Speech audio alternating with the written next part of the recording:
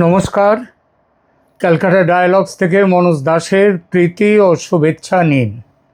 Thumbnail দেখেই বুঝতে পারছেন একটি একদম নতুন ধরনের বিষয় নিয়ে এসেছি। বিষয়টি হলো মৃত্যুর পর এই দেহ নিয়ে কি হচ্ছে দেশে দেশে, সমাজে সমাজে, ধর্মে ধর্মে, কিভাবে পাল্টে যাচ্ছে মানুষের হাজার হাজার বছরের ধর্মীয় প্রথা। আজকের এখনকার প্রতিবেদনের বিষয় এটাকে একটুখানি স্বাদ পাল্টানো বিষয় বলতেই পারেন। রাজনীতি চর্চার বাইরে একটু অন্যরকম দিকে এক পলকের জন্য যাওয়া। ক্যালকাটা ডায়ালগস আবার পরের এপিসোডেই ফিরবে তার নিজের পথে। আসলে আজ সকালে এক বন্ধুর কাছ থেকে একটা ভিডিও ক্লিপ পেলাম।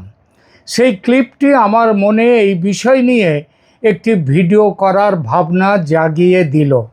কি আছে বন্ধুর কাছে পাওয়া সেই ভিডিও ক্লিপে, দেখুন। প্রিয় বন্ধুরা, অতীব দুঃখের সাথে জানানো যাচ্ছে যে জাপানে গত মাসে একটা আইন হয়েছে যে এইখানে কাউকে আর কবর দেওয়া যাবে না। এমনকি বাংলাদেশের যেই লোকরা এই প্রবাসে জাপানে আছে ওদের আর কবর হবে না। তবে কিছু কিছু বাংলাদেশিরা আগে কবরস্থান কিনে রেখেছে জাপানে, মারা গেলে যেন তাদেরকে বাড়ি করা যায়, কবর দেওয়া যায়। কিন্তু এখন আইন করে নিষেধ করে দেওয়া হয়েছে, আপনি জাপানে যদি মারা যান আপনাকে পুড়ে ফেলবে, শ্মশানে নিয়ে যাবে, আপনি কিন্তু কখনো কবর আপনাকে দেওয়া যাবে না। দুটো অপশান, হয় আপনাকে আপনার আত্মীয় স্বজন যেই এই জাপানে মারা যাবে তাকে পুড়ে ফেলতে হবে, নতুবা আপনার নিজ খরচে আপনি বাংলাদেশে আপনি নিয়ে যাবেন। আইন করে নিষেধ করে দেওয়া আছে জাপানে। আবার বলছি, আগামী কয়েক মাসের মধ্যে আইন করে নিষেধ করে দেওয়া হবে জাপানে নো মোর মস্ক, কোনো মসজিদ না। কারণ এইখানে যে মুসলমানরা তারা রাস্তা বন্ধ করে বিভিন্ন আশেপাশের লোকদের বিতৃষ্ণা তাদেরকে খেপিয়ে দিয়ে আজ জাপানি সরকারকে বাধ্য করেছে এখানকার মসজিদ বন্ধ করে দেওয়ার জন্য। মসজিদ তৈরি, যে সকল মসজিদ আছে এক্সিস্টিং সেগুলোকে বন্ধ করবে না, কিন্তু যদি আরো বাড়াবাড়ি হয় চীন দেশের সিনজিয়াংয়ের মতো ওই মসজিদগুলোকেও জাপান বন্ধ করে দেবে। অর্থাৎ নতুন করে জাপানে কোনো মসজিদ আর হতে পারছে না। এই আইনটা করা হচ্ছে শুধুমাত্র এখানকার কিছু অতি মুমিন যারা আছে এই মুমিনরা তারা রাস্তা বন্ধ করে ওখানে গিয়ে জামাত পড়ে, ওখানে গিয়ে নামাজ পড়ে এবং আশেপাশে প্রতিবেশী যারা আছে তাদেরকে বিরক্ত করে থাকে। জাপান সরকার যে আইন করছে তাদের পরিবেশ সংরক্ষণে ধন্যবাদ। Thank you very much Japan. প্রিয় বন্ধুরা, জাপানের আইনি নির্দেশ ছেড়ে এবার আসি আমার আলোচনায়। মৃত্যুর পর আমাদের এই চেনা শরীরের কি হবে? একে মাটির নিচে সমাহিত করা হবে, নাকি আগুনের শিখায় পুড়িয়ে ছাই করে দেওয়া হবে? আবার সাধু সন্তদের অনেকেই উত্তর ভারতে তাদের দেহকে পাথরে বেঁধে গঙ্গার জলে ফেলে দেওয়া হয়, গঙ্গার নিচে। এটাকে বলা হয় জল সমাধি। তো হাজার হাজার বছর ধরে মানুষের শেষ বিদায়ের এই নিয়মগুলো তৈরি হয়েছে তার ধর্মীয় বিশ্বাসের ওপর ভিত্তি করে। আমরা ভাবি ধর্মীয় নিয়মগুলো বুঝি পাথরের মতো শক্ত, যা কখনোই বদলায় না। কিন্তু আপনি কি জানেন, বর্তমান যুগের তীব্র মাটির সংকট, জমির সংকট এবং আধুনিক জীবনযাত্রার কারণে শতাব্দী প্রাচীন ধর্মীয় বিশ্বাসগুলো আজ এক বিরাট পরিবর্তনের মুখোমুখি এসে দাঁড়িয়েছে।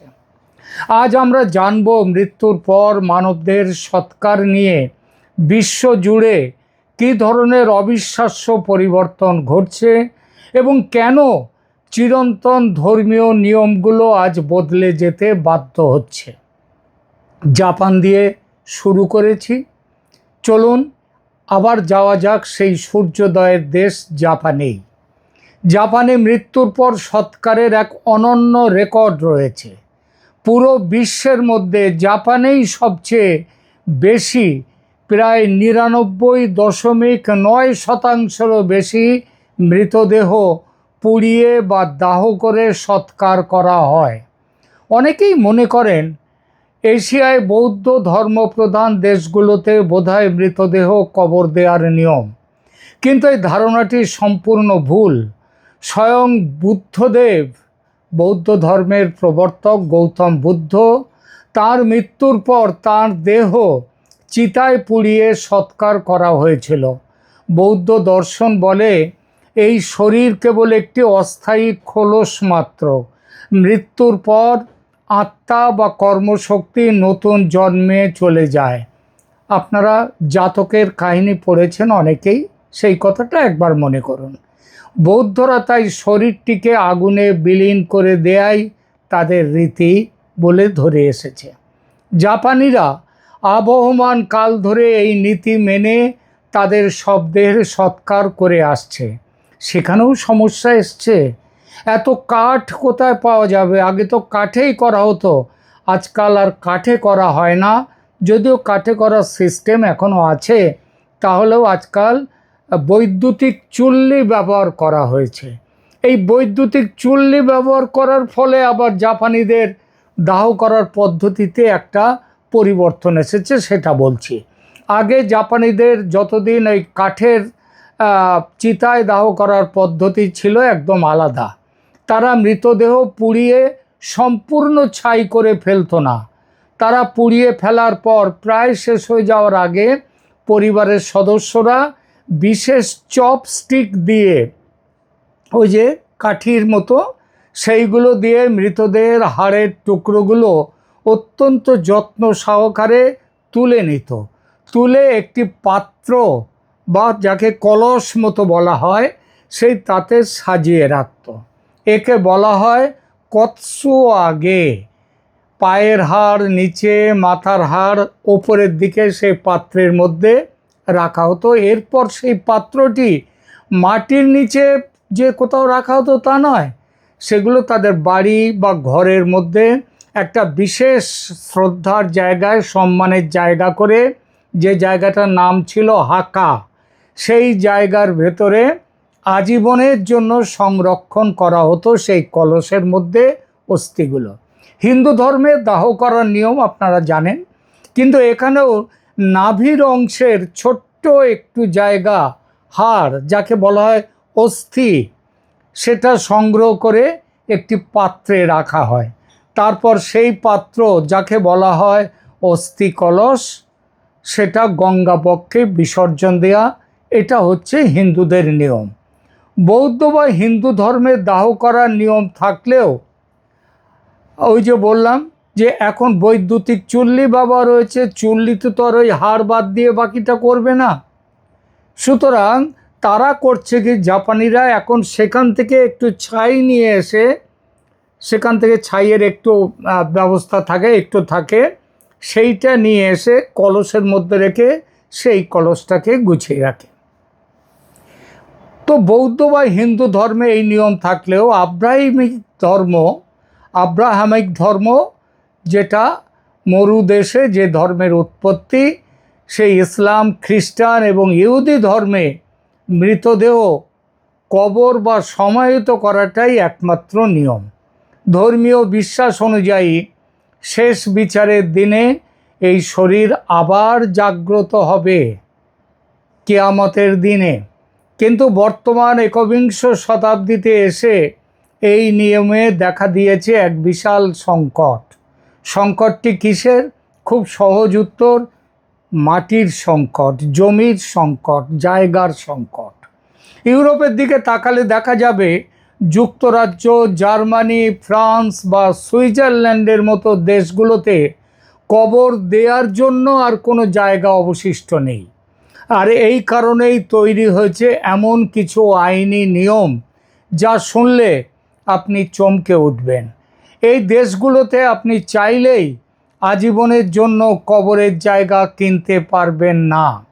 সরকার বা চার্চ থেকে কবরস্থান লিজ বা ভাড়া নিতে হয়, যার মেয়াদ সাধারণত 15 থেকে 30 বছর। এই মেয়াদের পর যদি পরিবার পুনরায় মোটা অঙ্কের ফি জমা না করে, তবে আইন অনুযায়ী সেই কবরটি আবার খুঁড়ে ফেলা হয়। ভেতরের অবশিষ্ট অংশ, যেটা মাটি হয়ে গেছে প্রায়, সেখানে সম্পূর্ণ নতুন আর একজনকে কবর দেয়া হয়। নিজের প্রিয়জনের কবর কয়েক বছর পর উধাও হয়ে যাবে আর থাকবে না, এই মানসিক কষ্ট এবং কবরের আকাশচুম্বী খরচের কারণে কোটি কোটি খ্রিস্টান পরিবার এখন তাদের ধর্মীয় নিয়ম বদলে ফেলছে। তারা কবর দেওয়ার চেয়ে মৃতদেহ পুড়িয়ে ফেলাকে বেশি বাস্তবসম্মত মনে করছে। পরিস্থিতি এতটাই বদলে গেছে যে স্বয়ং ভ্যাটিকান সিটি বা ক্যাথলিক চার্চ, যারা একসময় দাহ করাকে কঠোর পাপ মনে করত, তারা 1963 সাল থেকে তাদের নিয়ম শিথিল করতে বাধ্য হয়েছে। বর্তমানে ক্যাথলিক চার্চ শর্ত সাপেক্ষে দাহ করার অনুমতিও দিচ্ছে। তবে অর্থোডক্স খ্রিস্টান এবং সনাতন ইহুদিরা এখনও এর তীব্র বিরোধী। কিন্তু কিছু দেশে এটি আর যাদের পরিবারের দেহ সেই তাদের পরিবারের ইচ্ছের ওপর নির্ভর করছে না, সেখানে রাষ্ট্র নিজেই আইন করে দিচ্ছে। যেমন চীনের চিয়াংশি প্রদেশে কৃষি জমি রক্ষা করতে সরকার শূন্য কবর বা জিরো বুরিয়াল যে আইন সেইটা চালু করেছে, যেখানে ঐতিহ্যগত কবর দেয়া নিষিদ্ধ করে দাহ করা বাধ্যতামূলক করা হয়েছে। এমনকি 2020 সালে করোনা মহামারীর সময় আমাদের পাশের দেশ শ্রীলঙ্কায় জনস্বাস্থ্যের কারণ দেখিয়ে মুসলিম ও খ্রিস্টানদের ধর্মীয় বিশ্বাসের তোয়াক্কা না করে বাধ্যতামূলক দাহ করার আইনও পাশ করা হয়েছিল। কিন্তু তীব্র চাপের মুখে পরবর্তীতে সেই আইন তারা বাতিল করতে বাধ্য হয়েছে। জমি কমে যাওয়া এবং পরিবেশ দূষণের এই যুগে সৎকার পদ্ধতিকে আরও পরিবেশ বান্ধব করার জন্য বিজ্ঞান ও প্রযুক্তি নিত্য নতুন পথ দেখাচ্ছে।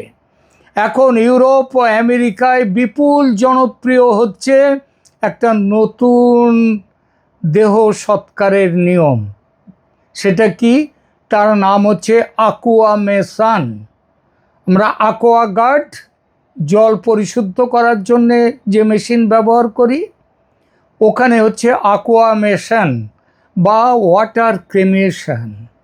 Water cremation, aqua means water, যেখানে আগুন দিয়ে পুড়িয়ে নয়, বরং জলীয় দ্রবণে তার মধ্যে কেমিক্যাল দিয়ে মৃতদেহকে গলিয়ে ফেলা হয়, যা পরিবেশের কোনো ক্ষতি করে না। আবার অনেকে বেছে নিচ্ছেন গ্রিন বেরিয়াল বা হিউম্যান কম্পোস্টিং। কম্পোস্ট মানে সার। এখানে কি হচ্ছে? এখানে মৃতদেহকে এমনভাবে মাটিতে মিশিয়ে দেয়া হয় যা মাত্র কয়েক সপ্তাহে জৈব সারে পরিণত হয়। সেখানে কেমিক্যাল দেয়া হয় এবং সেই মাটির ওপর রোপণ করা হয় একটি নতুন গাছ। অর্থাৎ আপনার মৃত্যুর পর আপনার শরীর থেকে জন্ম নেবে একটি নতুন প্রাণ, একটি সবুজ গাছ। শেষ পর্যন্ত দেখা যাচ্ছে ধর্ম মানুষের আত্মিক শান্তির জন্যে হলেও বাস্তবতার কঠিন ধাক্কায় মানুষ তার শতাব্দী প্রাচীন নিয়মগুলো পরিবর্তন করতে বাধ্য হচ্ছে। এক সময় যা ছিল অকল্পনীয়, আজ তাই হয়ে উঠেছে সাধারণ নিয়ম। প্রিয় দর্শক, মৃত্যুর পর এই দেহের সৎকার কিভাবে হওয়া উচিত বলে আপনি মনে করেন? আপনার ব্যক্তিগত মতামত কি? ধর্মীয় ঐতিহ্য নাকি পরিবেশ ও জায়গার বাস্তবতা, কোনটিকে বেশি প্রাধান্য দেওয়া উচিত? আপনার মূল্যবান মতামত নিচে কমেন্ট করে অবশ্যই জানাবেন। ভিডিওটি ভালো লাগলে লাইক করুন, বন্ধুদের সাথে শেয়ার করুন এবং ক্যালকাটা ডায়ালগসের স্বাভাবিক চলার পথের বাইরে গিয়ে স্বাদ বদলানোর এই ভিডিওটি কেমন লাগলো আপনাদের জানালে খুশি হব। আপনারা কি পছন্দ করলেন একটুখানির এই স্বাদ বদল? মাঝে মাঝে এমন স্বাদ বদল চান কিনা লিখে জানান কোন বিষয়ের ওপর আপনারা এই রকম ভিডিও পেতে চান। দেখা হবে আমাদের পরবর্তী ভিডিওতে। ধন্যবাদ।